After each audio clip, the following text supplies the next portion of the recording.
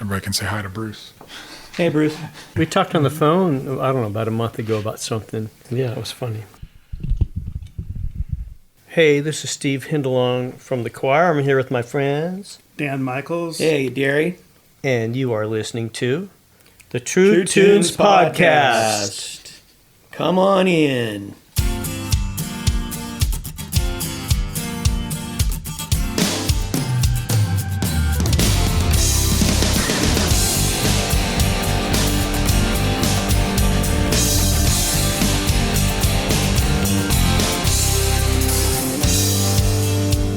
I'm not sure what Derry Dardy and Steve Hindalong were thinking when they decided to name their spiritually inflected alternative new wave rock band Youth Choir, later simply The Choir, back in the early 80s.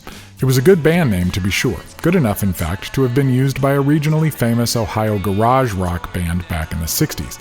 It was ironic in a way to take something obviously churchy and make something rock and roll out of it. The Altar Boys did it, the Church, Ministry, Genesis, the Jesus and Mary chain, even Black Sabbath and Judas Priest leaned into religious imagery for their names. So, Youth Choir, or The Choir, made sense. Every band needs a name, and The Choir picked a good one before all the good ones were gone. Oh, it's so wonderful to be in love with you. Only you can make me feel you do. There's no words that I can say to tell you why I feel this way. It's so wonderful to be in love with you. Hello, I'm John J. Thompson, and this is the True Tunes Podcast. I started dreaming up this whole True Tunes thing when I attended the first Cornerstone Festival back in 1984. I was almost 14 years old, and I wanted to find a way to keep what I called the Cornerstone buzz going all year. Cornerstone brought thousands of people together from all over the world to hear the most eclectic collection of gospel-tinged music most of us could imagine, along with teaching, films, poetry, and conversations. It was truly unlike anything I had ever experienced before or since. For a few days, we all came together, the bands and the fans, the teachers and the students, the misfits and well, I guess most of us were all misfits in one way or another, but at Cornerstone, we all felt at home. I wanted True Tunes to help maintain that connection through the other 360 or so days of the year, and to widen the circle. Consider your laughter. Consider my tears. Consider my love. Consider your fear. The Choir was the first band to play on the first day of the first Cornerstone Festival. They also played the closing set on the last day of the final festival back in 2012. Cornerstone ended, but the Choir rolls on. Most faithful fans are numbering their newest album, Deep Cuts, among their best. Come on down, sunshine girl, my sunshine girl. Come on down. Meet me in this dreary town. Set fire to my world. Sunshine girl, come on down. My sunshine girl, come on. I remember once trying to explain the Choir to a friend in the music business. I was in Los Angeles at a fancy hotel where industry folks gathered once a year to vet the various albums and singles that had been entered for consideration for the Grammy Awards. And that year, one of the people in the room was absolutely flummoxed by the music and lyrics of this swirling ambient band that was both dreamy and loud. One of the jobs of the committee was to determine if the entries were, in fact, gospel-oriented. The more traditional gospel folks didn't quite know what to make of alternative music in general, but the Choir, whose lyrics were particularly poetic, figurative, and at times almost psychedelic, just didn't sound like gospel to some of those good folks. When we broke for lunch, the friend sitting next to me in the meeting asked me for more perspective on the band. When I told him that they weren't kids, actually, and that they had been making music since the early 80s with little hope of commercial success, he was amazed. I explained that while, in my opinion, they deserved mainstream attention and fans, there was no denying the gospel nature of the lyrics if they were understood poetically. They did earn a Grammy nomination, by the way, for their 2000 album Flap Your Wings. I suppose you found some peculiar creatures to get to know. You always were a curious kind of soul. Sad you had to go so soon. Hey Gene, we remember you. Yeah, we laugh when we think of you, Gene. Hey Gene, we remember you. Yeah, we cry when we think of you, Gene. Hey Gene, we remember you. Yeah, we love you anyway. Hey Gene, flap your wings.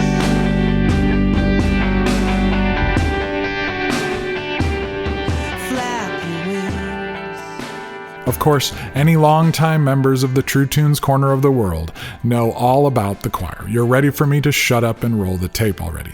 Allow me, however, to imagine for a few more moments that somewhere on the other end of the wires and Wi-Fi waves that deliver this show, there may be some who have yet to hear the sweet sound of Derry Doherty's voice, the effervescent and melodic pounding of lyricist drummer Steve Hindalong, the emotive cascade of sound that flows from Dan Michaels' saxophone and lyricon, and, until recently, the impossibly muscular bass of the late Tim Chandler.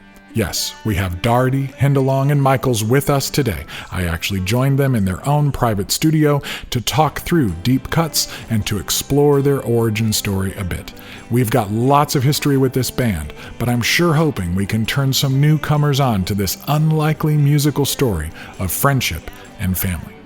Because this conversation is so extensive and essentially takes us on a tour of both the new album and the roots of the group, Bruce is rolling out the old jukebox and firing her up to use throughout the show. So please forgive the stack of records lying about.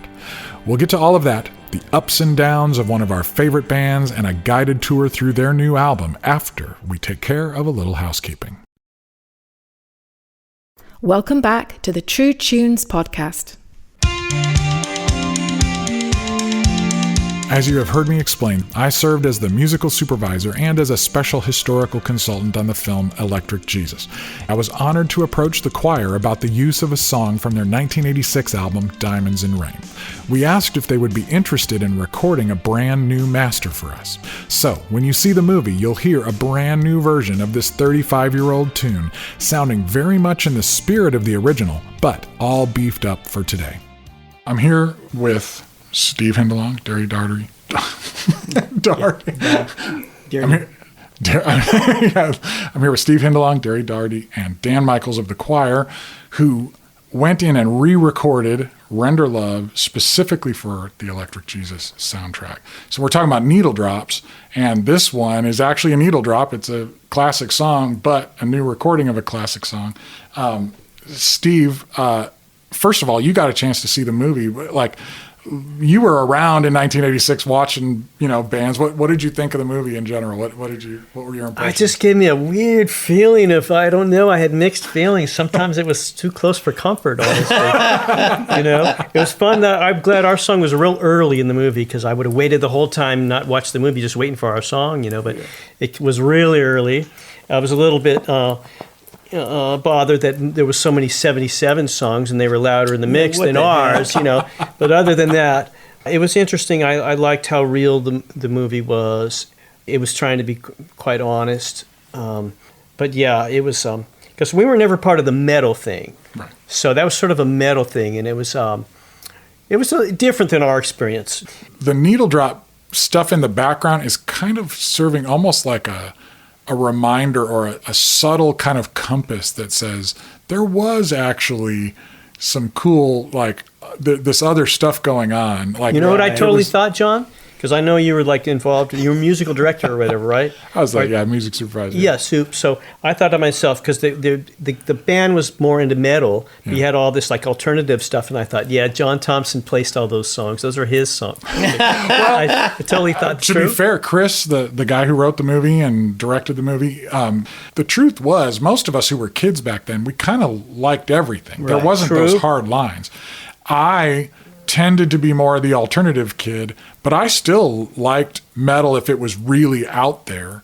And when at Cornerstone, I'd kind of watch all the bands, but there's the scene when the main kid rattles off, all the bands that he's into. Right. And that's designed to kind of show that if you were hardcore into the scene, you were so desperate for music that was cool that you just kind of listened to anything that was, halfway cool. We used to laugh about that. People come up to us and go, "You're my favorite band, you guys and Petra." You're like, how can you? Really? Or it could be you guys in Bloodgood, or you guys. Well, like your friend. That Yeah, you my was with at a concert my friend with. Justin. Like he picks me up in his yellow and black Camaro. Everything is striper. He even took me to the Striper show, which was pretty good. I give them their due. They made their mark. But whatever, you can't be farther extreme. He loves our band, The Choir, and he loves Striper. You got me. He took me to see that band Dream Theater. I'm like, no, why is there no girls in the crowd? Because you can't dance to this music. It's got no soul. What are you talking about? We don't agree on anything musically except he loves our band. So, and you do too. Well, I mean, when you go back and you think about the mid '80s, when you go back and you are thinking about The Choir in 1986 when Render Love came out, and that song in particular, what were you trying to get across in that song? well, it was political season like it always is, and it definitely had a little, it would have been Reagan time, right? Yeah. So it was definitely, it had a little political bent to it. And I remember thinking it was kind of like John Lennon's Give Peace a Chance. Was it fun to go back and record it? Yeah, it was. It was interesting just trying to play that fast. For me, anyway. It wasn't for him, but it was for me. It was like, oh, no. Yeah, we tried to recreate it exactly as it was. I mean, I played the drums exactly the same drum fills, just sounded a little better. I think Stephen Lywicki did a great job recording it. Chris Donahue honored Tim's bass part and played it note for note. The only big difference is we took it down a whole step. Yeah. It was too high for Darius. Too high. It was. I couldn't sing that high. And I remember you went and found like the original sounds because they were kind of hard to find because those keyboards are pretty obsolete now, right? Right. Yeah. Yeah. I had to kind of go online and do a weeks long search to kind of get as close to those sounds as I possibly could. So I got some online samplers that sounded like, the old Yamaha DX7 And that Juno 60. Yeah, the Roland Juno 60. Mm-hmm. So came as close as I possibly could. Yeah. Here, for the first time on our podcast, is the newly recorded version of Render Love.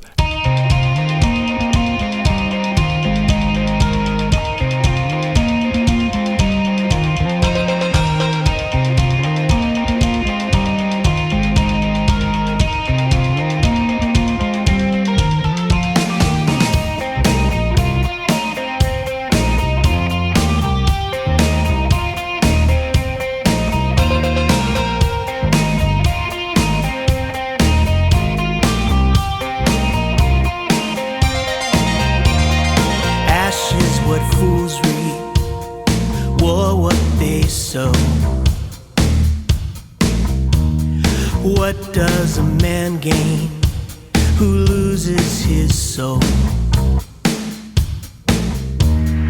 What can a man rule who conquers his world? Then falls out his window and loses his girl. Render love, let there be peace in the land. Reconcile woman and man. Lay down your weapons and lift up your fear.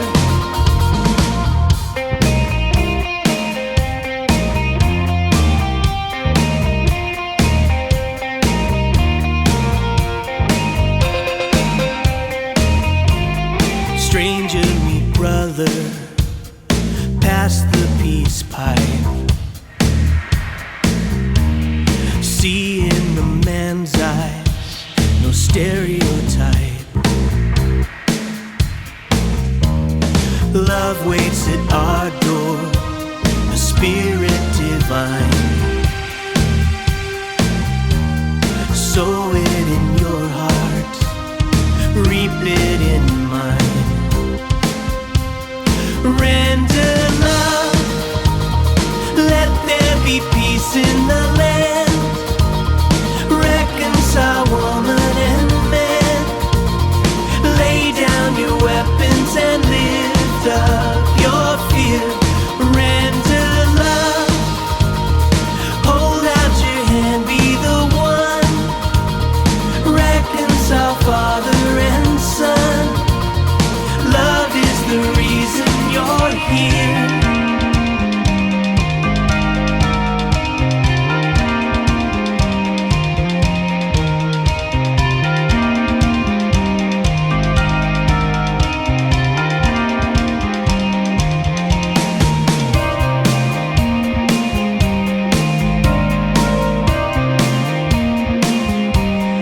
Render love to your world. Render love to your world. Render love to your world. Render love to your world. Render love, let there be peace in the land. Reconcile woman and man. Lay down your weapons and lift up your fear. Render love, hold out your hand, be the one. Reconcile father and son. Love after all is the reason we're here. Render love, let there be peace in the land. Reconcile woman and man. Lay down your weapons and lift up your fear. Render love, hold out your hand, be the one. Reconcile father and son. Love after all is the reason we're here. Render love. Well, here I am with the choir. Thank you guys for being on the True Tunes podcast.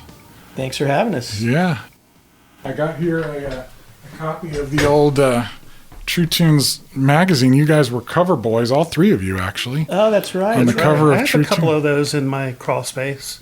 And your is it good insulation? Keeping the Yeah, keeping the they're in a heat box. in the house. The keeper of the archives. The funny This- thing is, when we took that photo shoot, we probably thought, "Look how old we look," and now I look at it and like, "Oh my gosh, look how young we look." Right? Yeah. It was probably True. 25 years ago, and the uninteresting thing is that it says here that it was on the. We talked right after what was supposedly your farewell tour, Right. right before Free Flying Soul. That's right. So obviously you suck at doing farewells Right. because you're still here. We gave it a little bit of a try though, because we did close the doors until like 2000. 2000. Yeah, it was 2000, and I think we got back together because we were invited to play a festival in Albuquerque, and I think that kind of led to it's like, hey, we can keep doing this. So thinking back to the early days of youth choir when you guys first started making music, what do you remember kind of what your original purpose or intent was? Did you have a plan in mind for what you wanted to do? I don't know if we had a plan. I don't think. As far as my perspective on it, I grew up playing music my whole life in church. So for me, it was just, that's what I wanted to do. I wanted to be in a band, and then saw these other bands happening and just, wanted to be in a band. And my dad wouldn't, my parents, I was a preacher's kid. They're not going to let me go play in a bunch of bars at 15 or 16, So it was just this natural progression of what I was doing in church. Yeah.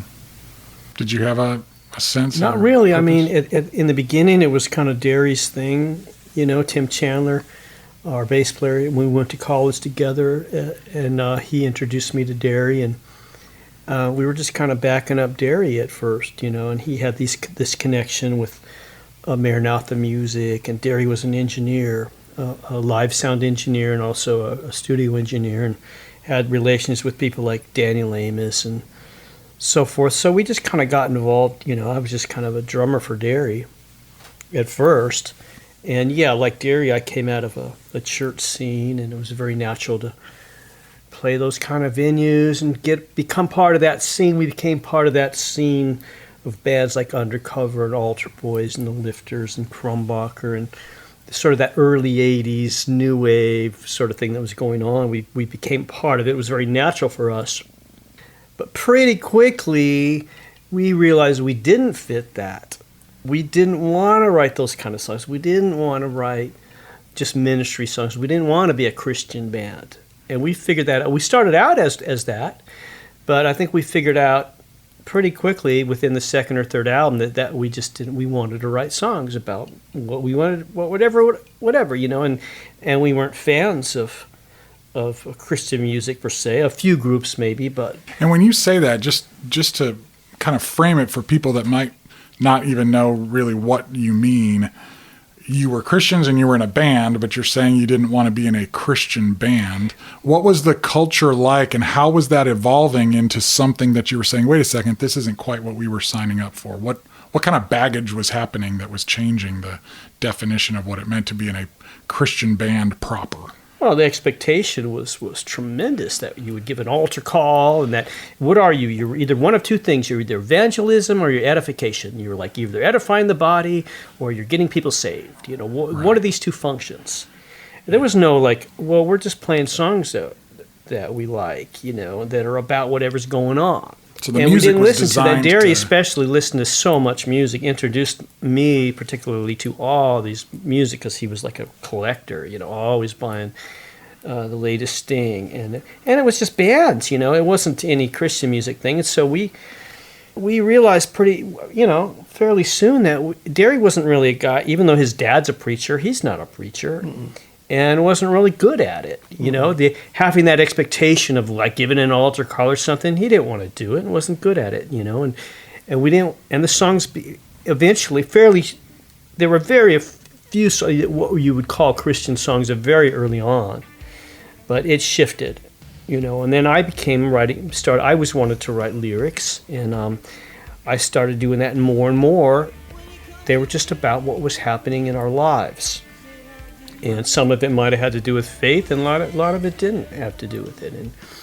And so we evolved. We continued to evolve with our the kind of band we became, but we were dealing with the trappings of expectation.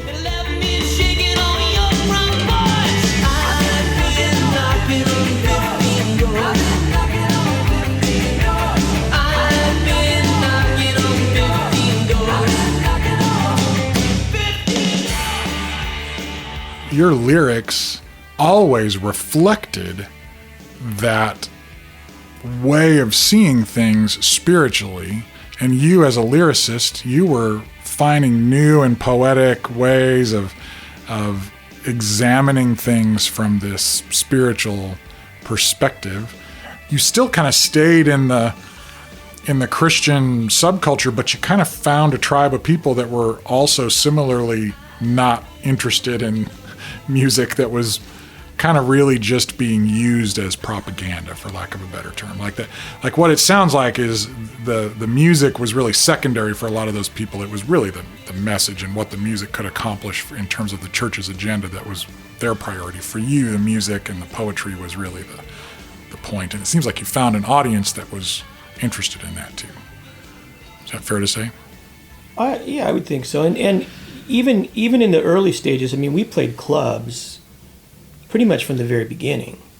We played churches, club. We play anywhere. You're just trying to find a place to play, and whoever was booking you at the time, they're putting you in whatever, So in LA, we'd play clubs, and then one night we'd play at church, and then we'd play a youth group basement or something, It's Right. just, you're just trying to play like any other band, It's just that And the other thing is we were on Christian record labels. Right, We we can't were. blame. I mean, I'm mad sometimes at the situation, but we did it ourselves. We did played it. the church venues. We played at Christian Night at Knott's Berry Farm. We played Cornerstone. What's Cornerstone? Jesus Christ, the rock of,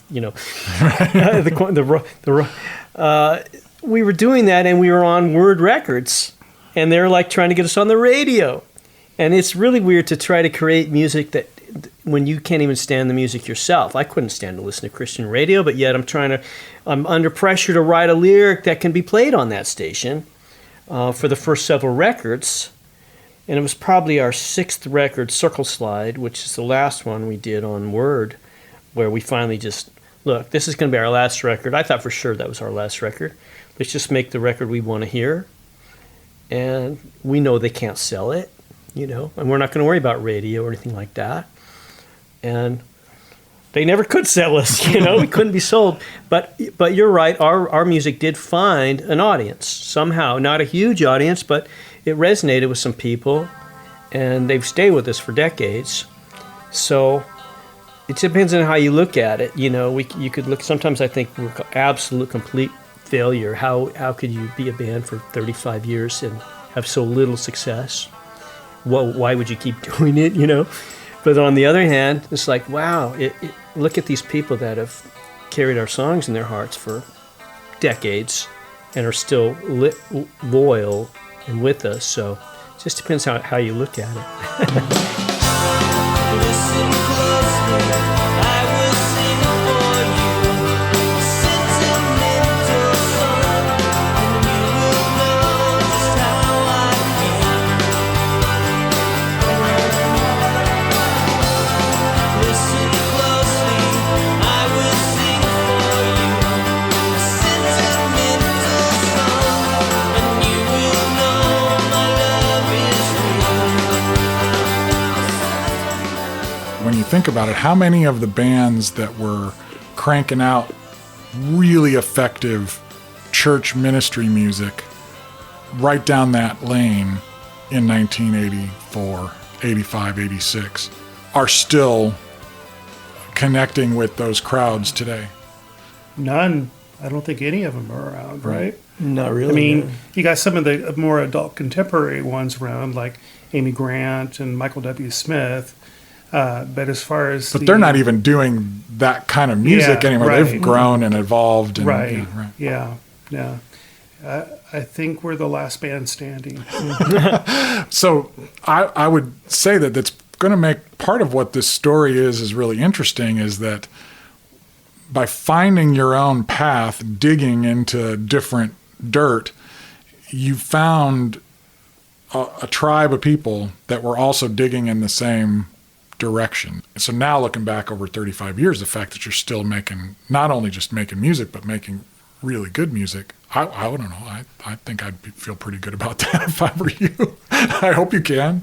Well, one thing that we are really proud of is that we feel like we've done our best, just to kind of to tell the truth about who we are and about what's going on in our lives, and that is one place that Steve has really excelled, because he can go there where I'm pretty close and I can't go there, and so he can speak for me in a way that I can't speak for myself, which makes it easy to sing the lyric.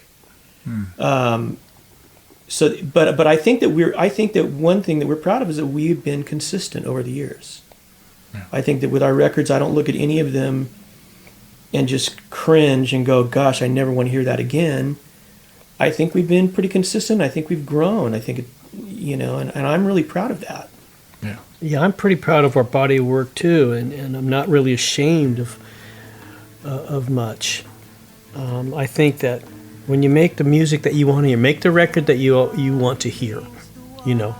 I say that to people: paint the painting you want to see. You make the food you want to eat and share it. That's what art should be. Not trying to meet anyone's expectations. And consistently, I think we've made music that we like ourselves. And I've said the things that I feel are true and honest, and not trying to. It doesn't do anybody any good for me to act like I have something together or have some insight or some I'm better than you or some way. I think you want to hear music that you can relate to. And we've had a lot of drama in our lives. We've had a lot of trouble. We've made a lot of mistakes. And we have a lot of regrets, and some great things have happened too, but it's all in the music, and I think people relate to it because most people are that way. Count the butts and bottles in the morning when you're gone. Fools agree reality is more than we should bear. How do you gaze into the sun from dusk to dawn?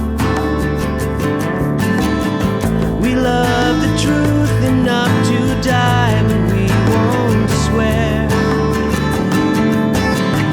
Is your faith so right? Are you so blessed?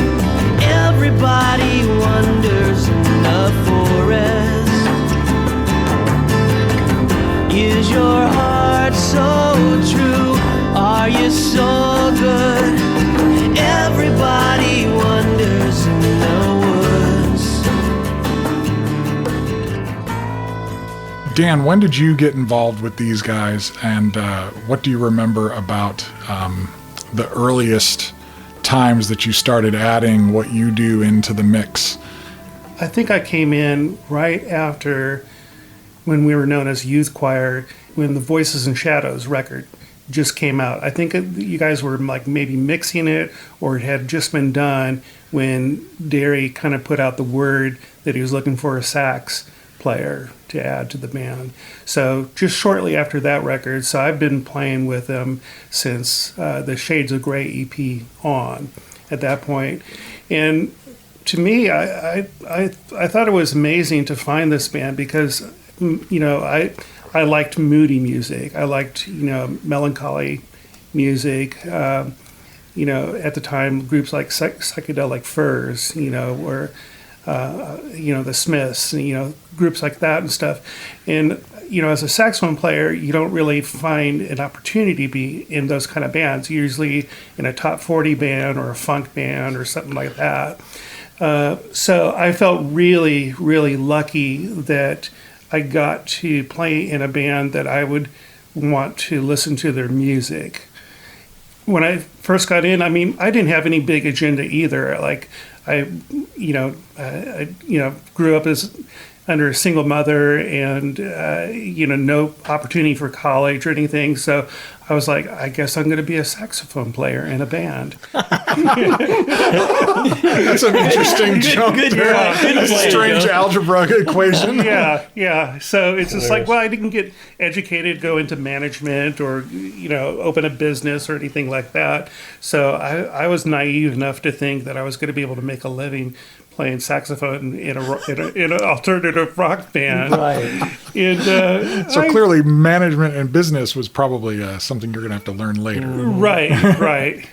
Yeah, that came on down the line later, like in the mid '90s. But yeah, no, it was a good feeling to join the group and play shows. And I was amazed that I think one of my first gigs was playing at Knott's Berry Farm in Southern California. There was like hundreds, if not a few thousand people in the audience at that time. It's like, Yeah. Those were really popular. I want to interject that it's really interesting when you're in a band with guys over so many decades, and just with close friends too. The way their lives, the trajectory of people's lives, and some of us we kind of are how we are, and there's no really surprise. But I'd say of all the people I've known, Dan has like evolved more than about anyone I can think of, and just from the time that we met Dan. Because Dan, you know, I was awkward. Yeah, he was fragile. He was a fragile person. He's been through some rough stuff growing up, or whatever, personal.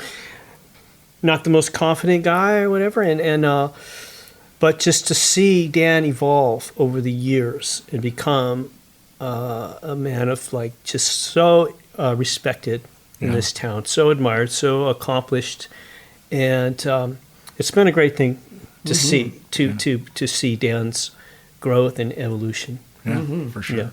in the last interview when we talked 25 years ago, it's interesting. You said something very similar, and that was about you coming out of your shell a little bit more.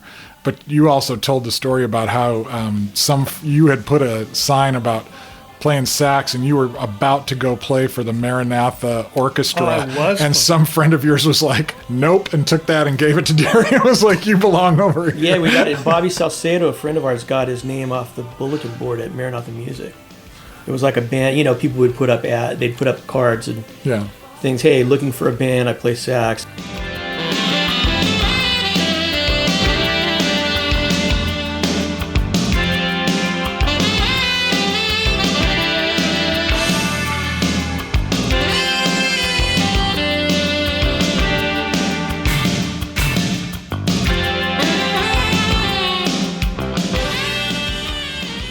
And then you played with Adam again as well. Like you were a pretty critical ingredient in that group. Yeah, I was real fortunate to be asked to play with Adam again as well. I always considered the choir my band and all, but Adam again was a fun thing to be able to do, and I feel real proud of the work that I did on those records, and glad that I was able to have a relationship with Gene.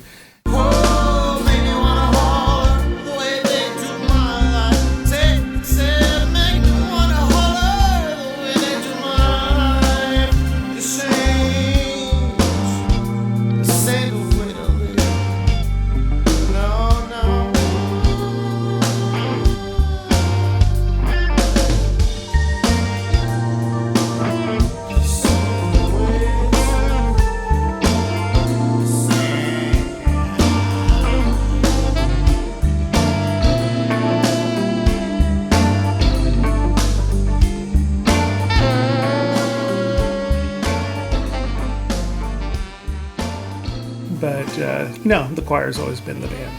That was an interesting time because the bands that had this faith, this Christian impetus going on, but were looking, actively striving to find a different way of integrating that into their art that was less about propaganda and more about art. Adam again was a big part of that. The choir was a part of that. Daniel Amos was a part of that. 77s, those groups all in that kind of soup in the 80s, and you guys were one of the central elements of that kind of thing all the way back then, and you're still doing this. And now, Dan, when we talked 25 years ago, you were just starting to get involved with working in the industry, and that has actually proven to be something that you've done really well at. Between then and now, you've worked at a couple of different labels, but you've had a long stint. And now tell me a little bit about, from a label perspective and what you know about the industry, looking back at the choir, what have you been able to bring into this that you've learned? What kind of expertise have you been able to bring in that has kind of helped sustain this, keep the candle burning for the choir? I think it's empathy and loyalty that I have for the bands that I work with, because we were never successful as how some people might define success, and so I always at a label wanted to do for the bands what I felt maybe our record label wasn't doing for us, and so I kind of look under every stone and every nook and cranny to figure out what I can do to make a band successful. And whether that's, currently I'm working with groups like Mercy Me, Phil Wickham, and, Skillet and groups like that, even though they've seen a lot of success, even today I had some downtime. It was kind of a slow day. And I just sit there and think, what can I do for this band today? What can I do for them? Is there something I can do to further their music on there? So, when we were on a record label, we had several different marketing directors. Somebody new would come in, and somebody that got to know us would move out. And so I feel that I've been a consistent source of energy for the groups I've been able to work for. Yeah, you guys feel like having Dan as that sort of resource in the band has been part of what's kept the choir afloat? Well, Dan has definitely kept us going as far as like after Free Flying Soul, he's the one that would say, "Hey, what about going in and doing a record?" He's the one that kind of kept us. Right, and got our website going. Got our website. And keeps it going. Dan's role has been very interesting for all these years. The sax and Lyricon thing in the '80s, that was just so going on, the sax but as far as like, there's been different seasons where like, how are we going to put sax on a song? In the '90s, it wasn't so. Without it being ska. Right, it was kind of grungy stuff, and it was like harder to incorporate it. So some albums there's hardly any, and then others there's more, and finding that role, very interesting. Like on our newest album, I think Deep Cuts, Dan probably played more sax and Lyricon than any other album, I'm pretty sure, and just over the years. But Dan's involvement as far as behind the scenes and just doing all the stuff that he does, again, that wouldn't have been predicted from the start, the way it has turned out in Dan's role, and also his wife Lisa is our handler. They have dogs and stuff, so there's the play on words there. But she's like our handler too, and because you can't be managed, you just have to be handled. Right. Yeah, right. Basically, that's it's the perfect verb for what she does. But it's just we're like a family, We'll have more with Derry, Steve, and Dan right after this.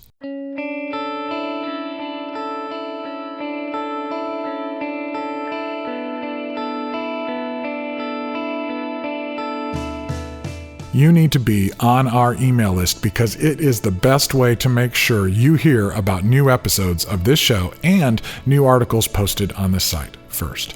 But you also need to be on the email list because that is the only way you can be eligible to win stuff from us. We occasionally do big giveaways, like our current prize pack that includes a ticket to the Audio Feed Festival in Champaign, Illinois this Labor Day weekend, a super rare DVD copy of the Cornerstone Festival 20 Years and Counting film from my personal collection, and a bunch of cool swag from us and from the Electric Jesus film. We are also getting ready to give away an amazing Jimmy A. Begg print, so make sure you subscribe and like and follow our Facebook page at True Tunes Now and our Instagram page at True Tunes Music to keep up with the conversation between episodes and to make sure you don't miss out on anything. And speaking of Electric Jesus and Audio Feed, you are going to want to make plans to be in Champaign, Illinois this Labor Day weekend for the live debut of Three Sick Teens, a fun version of the band from Electric Jesus, including singers Wyatt Lenhart, Sarah Hutchinson, and other actors from the film and more when they open for the Danielson family. I'll be on hand and we'll be doing True Tunes podcast events and conversations, and I'll also be performing a set with my band, The Wayside. So make your plans now and come join us in person for this amazing experience that will include a full screening of the film. All information is available at audiofeedfestival.com.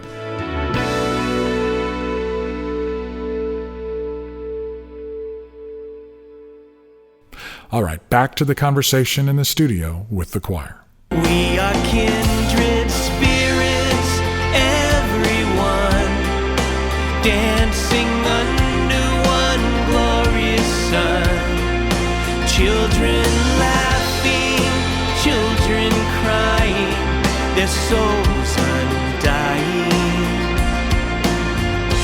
Kindred spirits free flying. This evolution of Derry predominantly writing the music and creating the soundtrack and you writing the lyrics, when did that evolve? Like how long into your work together did that formula sort of fall into place?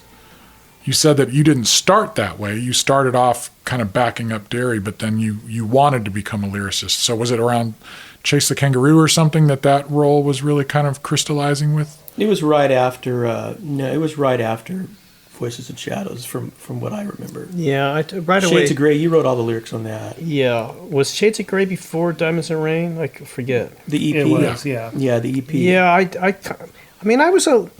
I wanted to be a lyricist. I was an English major and a poet, a little poetry kid, and I just was very assertive, I guess, in that way, right from the beginning. And so on the EP, I just jumped in, and Derry just kind of allowed for it, and we got really good response. And I think we just realized, Derry was gracious to kind of let me do that. I often wonder, in bands and stuff, it's kind of like a marriage in that you can have this codependency. And it does, I think I wonder what would have developed. For example, I can't work anything technical. I can't even find the light switch. I have any aptitude because Derry was an engineer from the very start. So that was covered, right? So I didn't have to twist any knobs or flip any levers, So I, to this day, did not develop any engineering skill, even as a producer and all that. I just didn't. I think that was because of my reliance on Derry.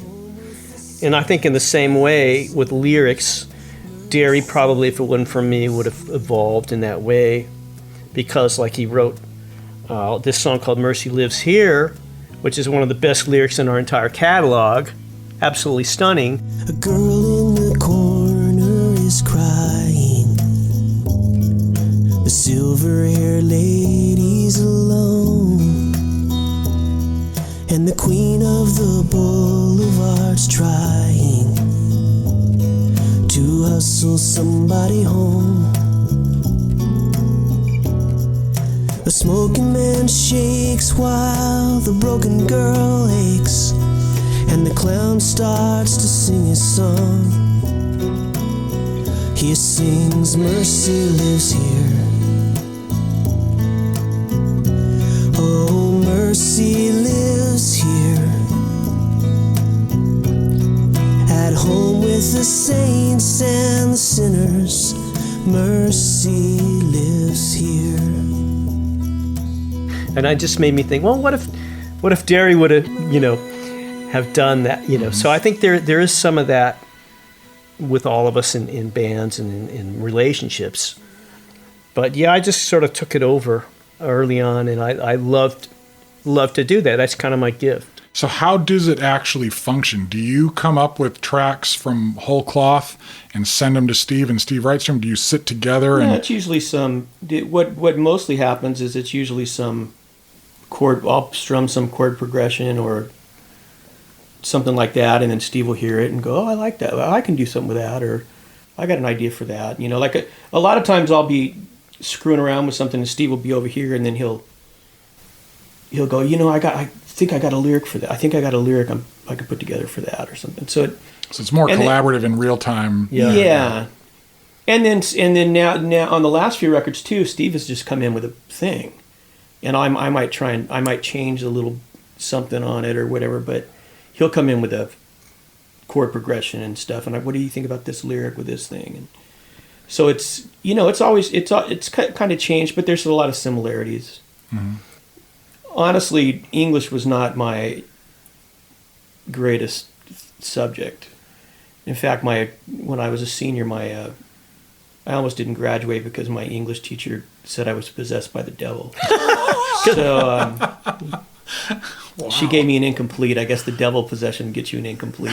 It's so not I had to quite take, enough. Yeah, so I had to go. She doesn't take want this, vengeance coming. Yeah, back. I had to take a test. I had to go in and take this test for me to graduate. Just because you had red hair. Yeah, when she was a missionary, she came from. Was it a Christian school? Yeah. Bad religion right from the start. Small Christian school. Man. So anyway, I was more than happy, because I love good lyrics, and I don't want to read something I wrote and go, God, that's crap.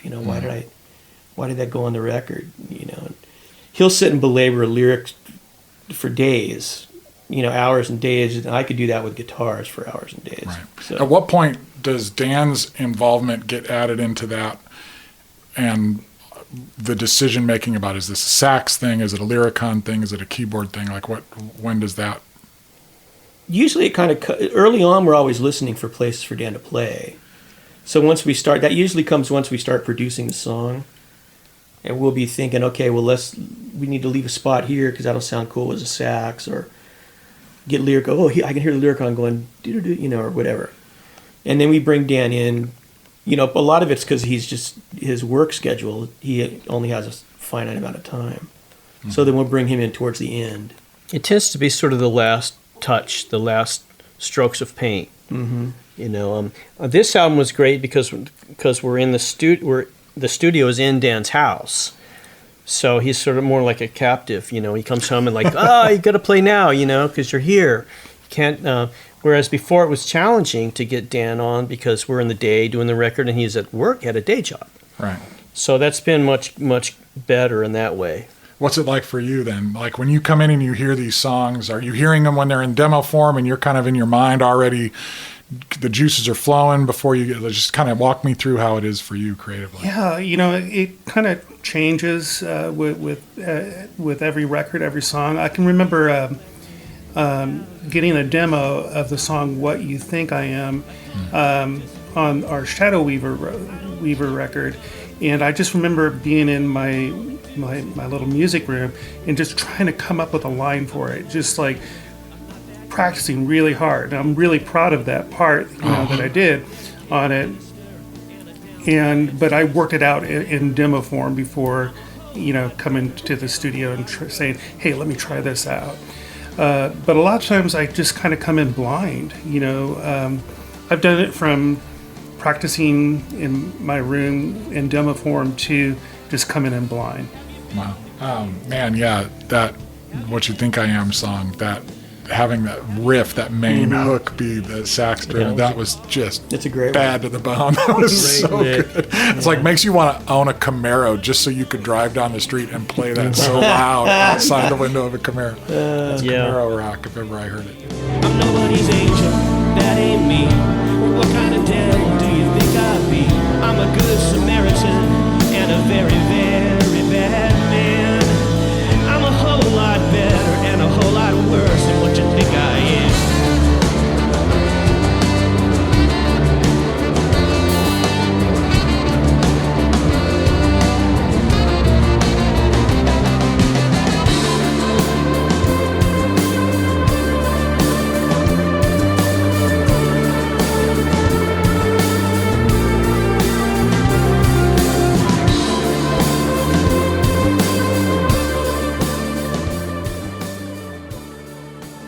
We'll have more with Derry, Steve, and Dan right after this.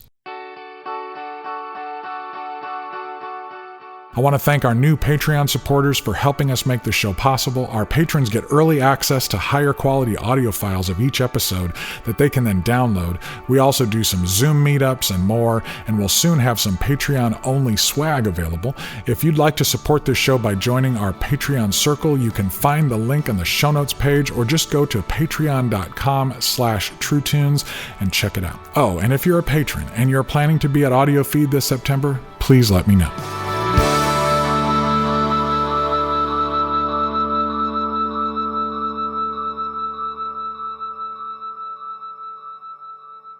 All right, back to the conversation in the studio with the choir. You're a wolf in the wild, I wanna hear you howl. I'm a Saskatoon lynx on the prowl. I believe we're compatible, I'm reading all your signs. Please don't blame it on the wine. My eyes are on fire, baby, for you. Let's talk about this new album, Deep Cuts. It's kind of funny, when I first saw that it was going to be called Deep Cuts, I'm lazily thinking, oh, from a record company thing, this must be like revisiting obscure album songs that weren't singles, you know, like that kind of Deep Cuts. Let me explain how that happened. We were set to go on tour. Roe was gonna play with us, and we decided, because we tour pretty much every fall and every spring, and we do, like all bands, the favorites, and we thought, man, let's go out and let's choose some songs that we don't normally do. Let's really dig in deep and do a tour called Deep Cuts. So it was that idea. Yes, it was. That was going to be the tour title. So that was the tour title, and then I got thinking, and the lyric idea took on a different meaning for me, like a song called Deep Cuts. That's about our wounds, our childhood wounds, and the things that we live, you know, we'll never overcome. They're a part of us, you know. And that turned into a song, and I just thought, well, what if we go on this tour and we get we call the album Deep Cuts too, but it'll have a different meaning. So we'll be on the Deep Cuts tour, but we'll also have an album called Deep Cuts. So it was like a double hook. That's new song. Yeah, a double hook was the idea.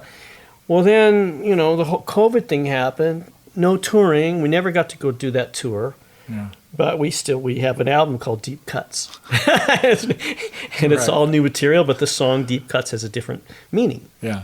Well, and the whole album seems to consistently somewhat fall under that theme. Like, did you write the songs after kind of coming up with that concept? Do all these songs fit under sort of the theme of Deep Cuts? Brokenness? Did you already know that you wanted to do an album about that, or did you just write songs and then later recognize that they were all seeming to kind of follow along those lines? I think all of our songs and all of our records are about that. As I asked that question, I could hear that answer already coming. Right, I think so. Yeah. Yeah. No, I didn't think. That song was just its own thing, Yeah. and so I can't say that was a conceptual, but that would be a theme of all our music. You also go back and you reference so many of your old songs, little lines here and there that longtime fans will just get a lot of delight of going, oh, that's from this song. I know that. But not in a way that would sound weird if somebody's never heard you before. Free Flying Soul or different lines that pop up they're always in service of the current song. I've not heard you do that as much in the past as you did on this record. Was that something that, again, you were thinking ahead of time because of thinking about Deep Cuts, so you were going to refer to the songs from the past, or was it just something that just kind of happened? It just kind of happened. Wow. We've done it from time to time, and I know our listeners have enjoyed that. The long-term fans get their reward for, I remember that, Yeah. So giving them the little payoff for paying attention. And I enjoy it. I mean, you can steal from yourself, You can steal from anybody. Well, that's true. That's true. That's true. But it is nice. It's self-referential in that way, and it does create some resonance with previous projects or breadcrumbs, Yeah, it's fun to do that. You're an integrated girl, rain, fire, and clouds. We might find the silver pearl with your treasure map right now. You've got nothing I need. The album opens with that song "Hurricane," which I love the dichotomy or the juxtaposition of the imagery of a hurricane, and yet the musical setting being just so beautiful and pretty.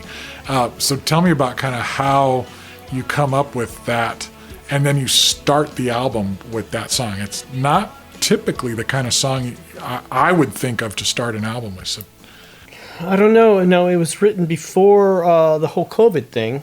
Mm-hmm. It was sort of like the premonition, of, and it was before the hurricane season that actually happened. Mm-hmm. But I think it was really thinking about the political climate, the time we were coming up to the election. Times were so tense, and I don't remember. I think Derry just sent me the demo, like a little demo. Of he had just the acoustic guitar, it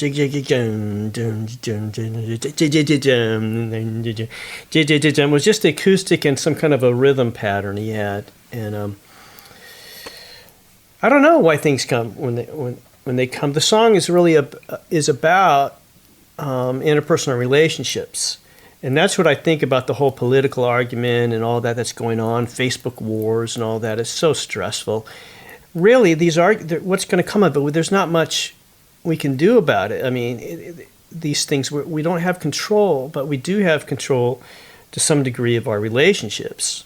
And that's the thing what we can maybe improve or find shelter in the eye of a hurricane. That's with the people that you're close to. Hard rain, howling wind and hard rain. Find shelter in the eye of a hurricane.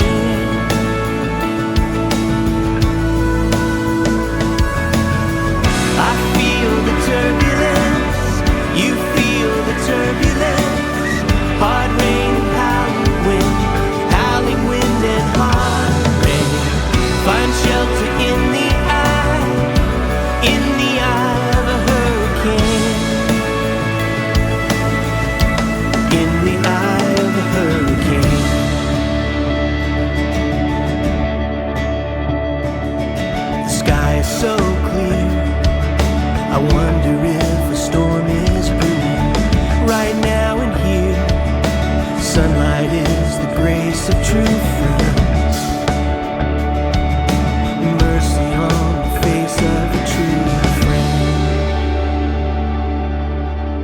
The album is sort of organized in fours. We knew we had 3 sides.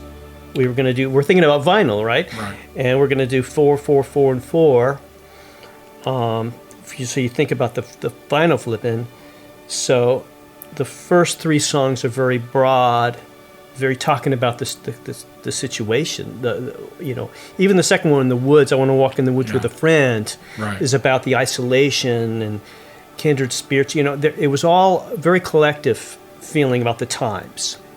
And that one is interesting because it kind of flips the dynamic where the first one, the lyric is really intense, but the music is really peaceful. The second one, the lyric is really peaceful. I want to go for a walk in the woods with the friends. And the music is some of the most badass rock that you guys have done in a long time. It is just blistering. I wanna walk in the woods with a friend. I wanna walk in the woods with a friend and talk about everything and nothing, and travel down the trepidatious path of ponderance. It's a wondrous day for wandering.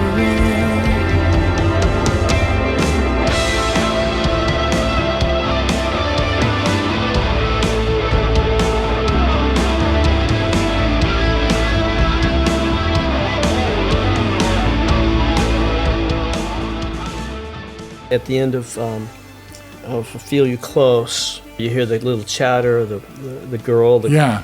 And that was Erica Estes, a daughter of a really good friend of ours, Paul Estes, who's been like a fan and supporter from Virginia for so long. And his 20-year-old daughter passed away suddenly, unexpectedly, had some heart condition happen out of the blue. Can you imagine? We're parents. Yeah. And we were friends enough that we talked quite a bit about it, and then he sent me a little tape recording of a little clip he had, a little iPhone recording of a clip he had of her. I was so happy that we found that sweet place for it on the album at the very end of Feel You Close. Mm-hmm. And the lyric even sort of resonated in that way. I smile when I feel you close, even though he'd lost her. Wow. So, yeah, there's special things on the record. I smile when I feel you close to me. I smile when I feel you in my heart. I smile when I feel you close to me, even though we're so far apart. So far apart.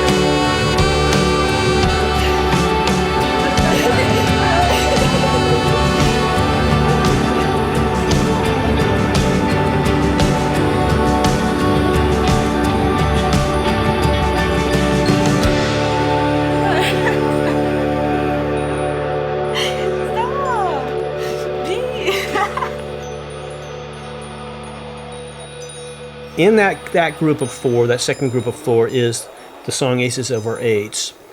And originally, I had written a lyric called Undaunted Love, which was about my daughter Erin and just thanking the daughter love thing, Mm-hmm. And but the music was so sentimental. It was a very, very major key melody, very major key pop, sounding thing, and that's why I felt so sentimental. But in the end, the guys are like, this is just, it felt kind of sappy, it just felt light. It just felt, haven't we done this? But I liked the track too much. We'd already tracked it, drums, bass, guitars, basically. I was like, really? Let me go back. And it's so hard to reapproach a lyric, right? Once you've done it, it's usually like, okay, if you don't like it, forget it. Get rid of that song. But I just was like, no, it's too good of a drum track, I'm not going to give it up, So I came back and I tried to make it really rough, like about death and, we all could have died this year and blah, blah, blah. And I tried my best to rough it up, the lyric. And then I put in the line, we lost one brother in the band.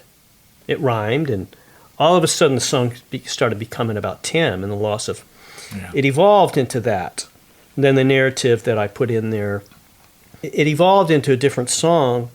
And then I think we fuzzified it a lot sonically. Mm-hmm. Fuzzified it. Dan played the synth thing on the lyric. We tried to get extreme sounds. Right. So with the extreme lyric, tension in the lyric, and tension in the sonics, we roughed it up enough that we could get away with a super melodic, a major key thing. And that, to me, is one of the examples of a song where it's like, oh my goodness, they really took us on a complicated journey, because it's a complicated thing. How is that even possible? It's just there's so much warmth in it too. With every sunset is grace, every sunrise redemptive. It's got so much tension in that one song. Right. Yeah. Ashes to ashes, dust to dust by now. On the wind out the gate, disintegrating underground. We might have been dealt the dead man's hand. We lost one brother in the band. We might have been ashes to ashes, dust to dust by now. I remember a mighty man, strong as an oak. He said, you know me, I'll be the last man standing. I never knew him to be faint of heart. He was wearing his time-weathered black leather jacket. Leo found him lying flat on his back. He said, I'm just looking at the stars. I'm just looking at the stars.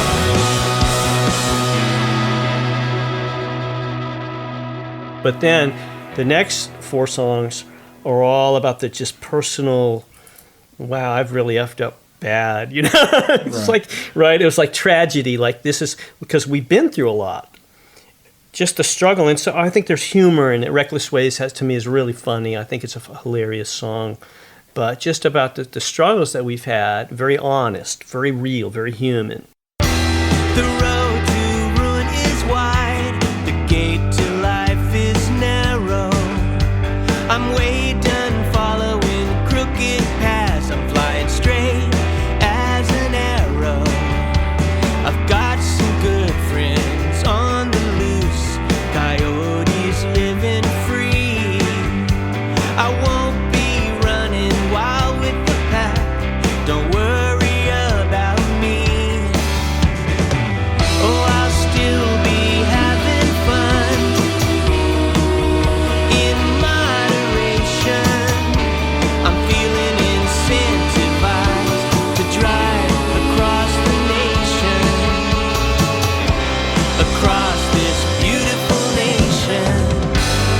I said goodbye to all my reckless ways. Even with the song Reckless Ways, and it's like my former reckless ways. Like it's not like, well, this only happened yesterday, but now they're my former reckless ways. And then the song Trouble follows it. If you're looking for trouble, just a high contrast of that. You think that I'm saying we're fixed, we're not fixed. Right. Well, Trouble is fun because it's got that film noir feel to the track, and the lyric is totally like a vampire story. I love those two being together, and it's interesting also that you put them in the order that you did, because common sense would probably have them in a flipped, like Exactly. but you gotta do it Exactly. this way. Again, complicated answers to complicated questions, if there's even answers there. Right. Your blood is molten fool's gold. You disregard wise words you're told. You're the vixen of my dreams. I won't try redeeming your soul.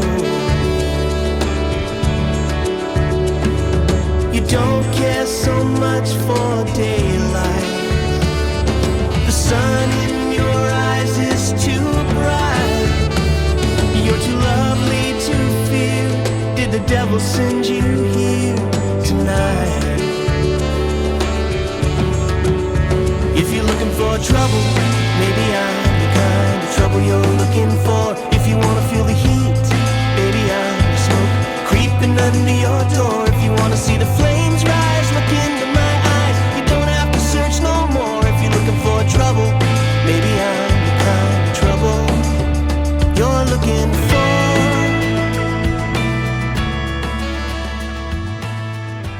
And then that third side kind of switches to the romantic songs. You know, it kind of Right. goes out nice and Yeah. warms it up. It all kind of warms up at the end. There were some people talking in the choir club about, isn't that kind of creepy? These guys this old writing these kind of romantic sexual songs or whatever. And man, I just heard Leonard Cohen. You know, he wrote the most sexually romantic songs. You know, right up to his last album before he died. You know, so we're not dead. You know. So, But you're saying that Deep Cuts kind of stands on its own. Like you don't feel like that's in the romantic set. no, Right. no, Deep Cuts is its own song. Yeah. I think that's kind of for everybody. Right. Some songs are really specific to a certain person, and some songs are broad. Right. Most of the time, our songs are very specific to someone, but Deep Cuts is pretty much for everybody. Yeah. That image that you use on the album cover, the kintsugi art, you know, the plates, china that's been broken and then put back together, and instead of hiding the fractures, they use gold and they use it, and it makes it even more valuable because it's a master that put that back together again. Did that idea, did you come up with that idea after the song was done? Was that kind of woven into the idea of the song, or how do those things play with each other? That came after the song Deep Cuts, but before the song The Woods, Interesting. because it's a reference to every bowl with gold-filled cracks becomes a treasure. That was after we decided to do the kintsugi thing. This idea of, I love how that starts with "You Are Beautiful," that kind of sample. What is that from? Well, that's our, with our Kickstarter, people supported us in all kinds of different ways. And one of those was like, for a certain amount, you get to count off a song. Oh, And the guy that did that was a really good friend, Chris Hain, from Hollywood, California. And he chose to count, he supported us quite a bit of money to get to do it. He did. And he was the only one that did it. And like, we've been friends with Chris for so long. Years and And I gave him like 2 or 3 songs to choose from. He really resonated with the song. it's lovely. It's cool. One of the family, the Yes. extended family. You are beautiful. Hit it.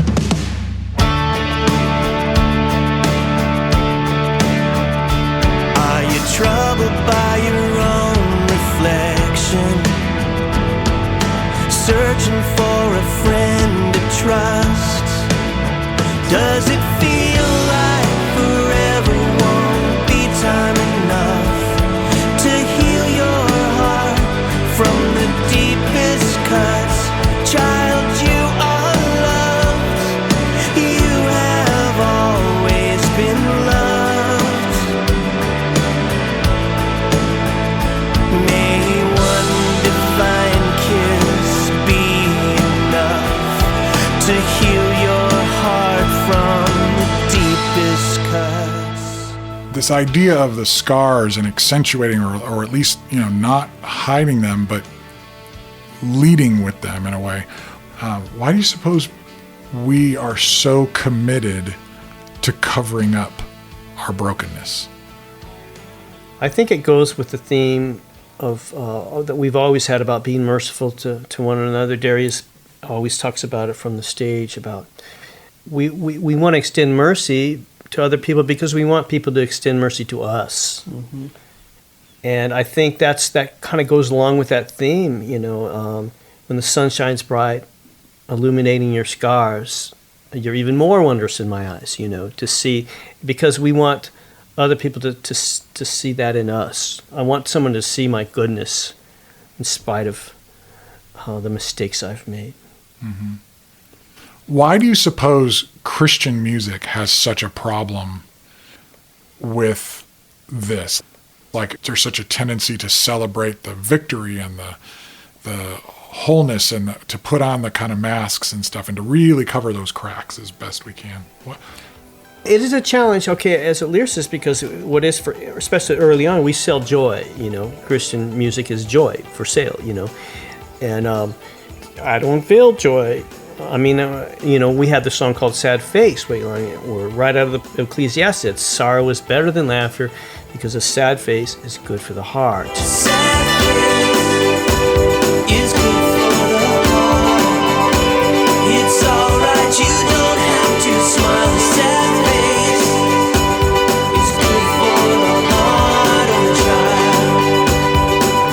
For the heart. But there's a lot of pressure I guess in that industry, to sell joy. I got to be honest. Like, I tend to want to project certain things, and even in terms of my own brokenness, I realize when I look back, sometimes it's I've broken, and that's why I hurt you. You know. And so when I'm looking at somebody else, it's like, well, don't blame me for that thing I did. It's because I had a difficult childhood and I've got wounds from that, and that's why I just hurt you. And We like to hide. yeah. And because and this goes way farther than just Christian music or Christianity or whatever. As a human being, for whatever reason, we're conditioned to think that our scars are more deeply bad, are worse than everybody else's scars. So if they see our scars, they're going to go, "Oh my God," Right. you know. Because even when people decide to share about themselves, they're always sharing, well, I've got all these scars, but today I had this victory. Right. I had this thing that happened that, you know, it's never, man, I just feel like crap today, and I don't like anybody in this room, and I don't want to be, you know, it's like the whole thing. Right. We never, it's always prefaced with, I got scars, but yet today, Yeah. you know, and that's the only reason we share it, is because there was some kind of victory happening or something. Right. I think that's one thing we did on the record with the song "The Fool," which is, you know, how many lashes will it take to motivate the reprobate? I was talking to myself in the song, and it just doesn't have a solution. There's no fix. There's those times when we find ourselves in the bottom of a well, and you just think, how did I end up in the bottom of this well? My own doing or whatever, and how am I going to get out? There's no way I can get out of this bottom of this well. And that's what that song does. Yeah. I was thinking about how often I've thought about the scars or the broken places and thought about healing, you know, when God puts certain pieces back together. And then when I go out and say, look, I'm broken and healed, you can be healed too. That kind of transparency and honesty is grace. Like that is just invitational to other people to say, boy, I would love to be that. But we often can't get to that point of healing unless we're willing to admit that we're broken. What great penance is required to rehabilitate the criminal? What suffering will inspire the education of a fool? How many lashes will it take to motivate the reprobate? Rolling in the cool mud like a happy-go-lucky mule. It's a far cry too late to atone. As you think about now where you sit, and this record is done, and you're proceeding, you've just launched a new chapter with this Patreon thing. Tell me about that and how that's, maybe Dan, you could tell us about how that will fit into the mix. Well, Derry had been bringing it up over the last year or so, and I kind of was a little bit dismissive of the idea, but I realized that we want to stay active, you know, and it's hard to stay active with creative content if you're just doing like a record every 2 or 3 years. And with the studio here, I thought that it would be an opportunity for us to make a connection with a certain number of our fan base that would allow us to be consistent with coming up with material, throughout the year. And then we can repurpose those songs later on. And so how will that functionally work? Like what does it look like? People become members and they give a certain amount every month, and then what are the kinds of things that you'll be doing with that circle? Right. So on Patreon, there's like several different tiers that people can contribute, anywhere from $3 to $75. And on the kind of the middle tiers and higher tiers and stuff, we promise people that we'll do one song a month, a brand new song every month for them. In addition, just behind the scene content, we've posted stuff on Facebook, and we've when we can and stuff, but we have such a rich catalog of songs that we can talk about that fans I'm still amazed how fans will go onto our Facebook page, and ask questions about a lyric from 20 years ago. Mm-hmm. And so there's a hunger to kind of get some more insight with the band, and I figured we can do that with a Patreon. Another thing is that they can see us in process a little bit. We're not committing to have album quality songs. Like every month, we're going to at least give them at least one song that's from scratch. But we're not going to necessarily, we're not going to hire other players. I'm not going to. Derry's going to, we'll do the low end ourselves. I might use a drum machine instead of drums. So they're going to, and then I'll recite the lyric in advance, and so they get to see a little behind the scenes. But you'll still do albums on We're top still of going to do this. albums. Yeah. We're not going to stop doing albums and Kickstarters and things like that. This is another thing that we can do to keep busy and to give our fans some other things that they want. We're going to do videos in here. We're going to do maybe even have some special guests come by and do a song with them and videotape it, and so that we're just trying to keep going, trying to expand it, and also on the Patreon thing, I have my own secret Derry tier that these guys don't really know how to access it, but So you're going to make a lot more money than us? that money just goes straight to me, and I don't really have to do anything. Oh, cool. Well, that's okay. No, It's like the In-N-Out Burger secret menu. You just gotta know right. how to. Yeah. Nice. Right. He just has a webcam posted on him while he watches news and soccer during the day when he should be mixing. Right, yeah, that's what I do. Right. It shows that it's basically a whole thing about how to destroy your career Yeah. Right. over the last 35 years. And we'll do some fun things too, unrelated to music. Like I was out there doing a tutorial on how to rescreen a window. Stuff like that. I think we can be creative and surprise people, and plenty of entertainment value for your buck. Yeah, most people think of us as all serious and stuff, but we're not. Well, these guys are. I'm not. At the wonderful, tragic, mysterious tree, on that beautiful, scandalous night, you and me were atoned by his blood, forever washed white. On that beautiful, scandalous night, on that beautiful, scandalous night. Miraculous night.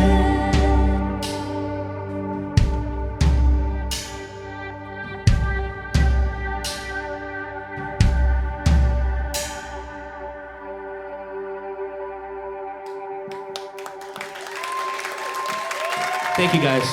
God bless you.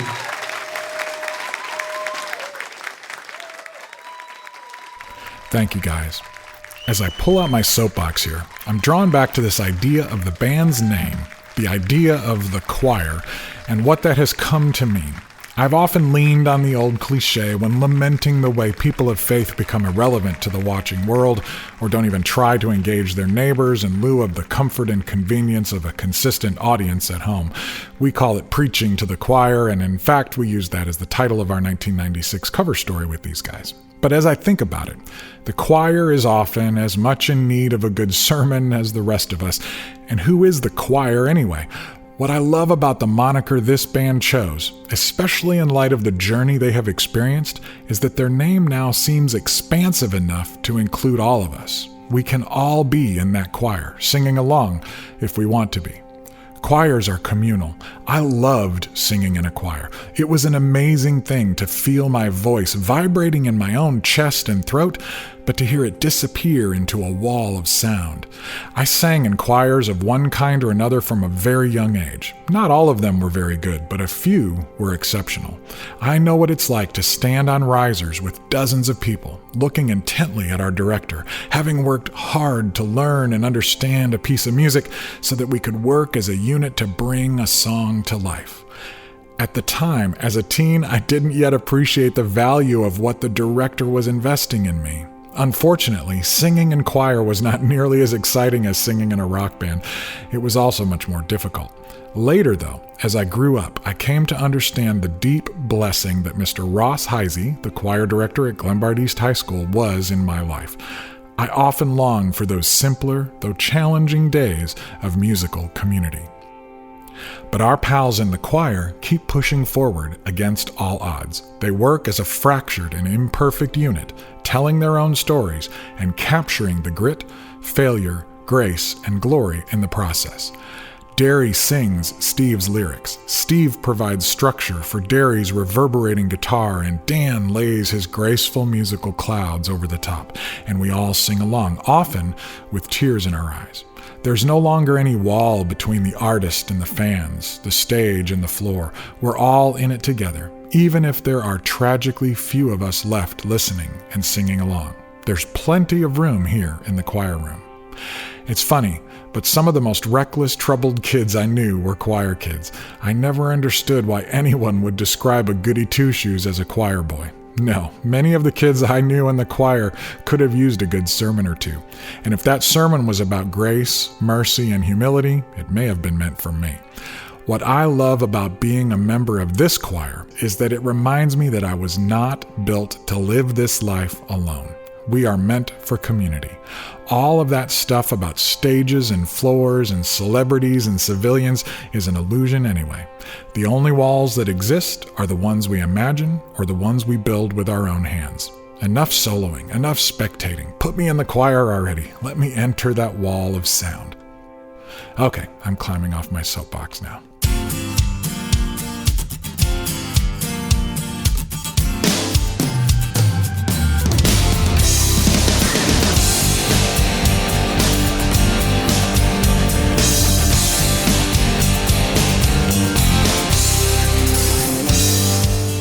That's going to do it for this episode of the True Tunes podcast.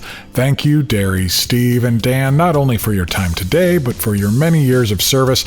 May the road rise to meet you, as the Irish blessing says, and may the rain fall softly on your fields, and may many people join your new Patreon program.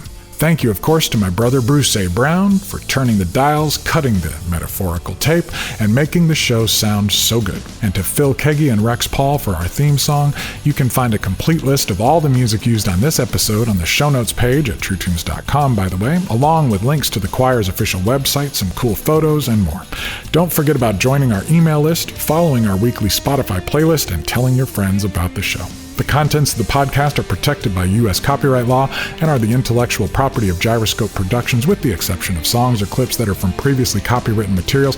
Everything on this episode is used by permission or under fair use provisions. This program is intended for the private use of our listening audience. Gyroscope Productions can be reached at jjt@truetunes.com or P.O. Box 60401, Nashville, Tennessee 37206. Until next time, this is JJT, reminding you that it's a good, great world we're wandering through together. So listen to the singers on either side of you, find your note, and let it fly. Wide-eyed wonder girl, staring into the sky. I'm wondering why. It's a good, great world, but it turns around. Never mind the ground. Look up high, stars above. Please don't cry.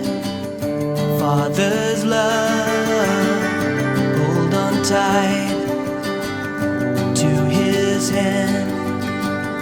Dream tonight, understand. Wide-eyed wonder girl, staring into the sky, wondering why. It's a good, great world, but it turns around.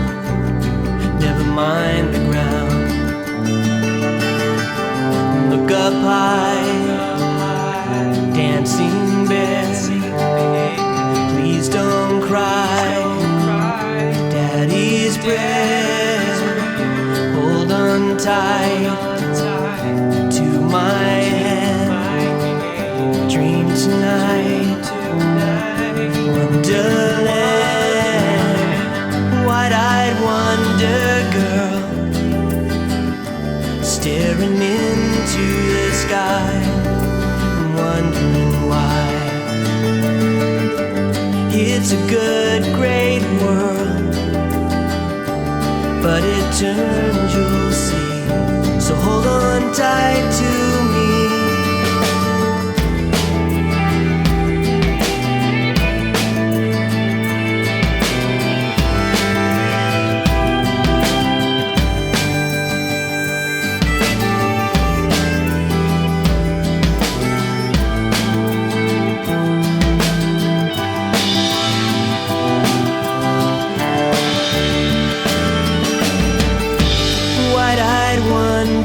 Girl, staring into the sky and wondering why.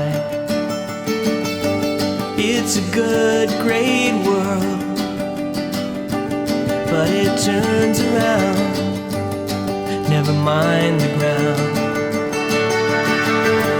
Wide-eyed wonder girl, staring into the sky, wondering why. It's a good, great world, but it turns around, you'll see. So hold on tight to me.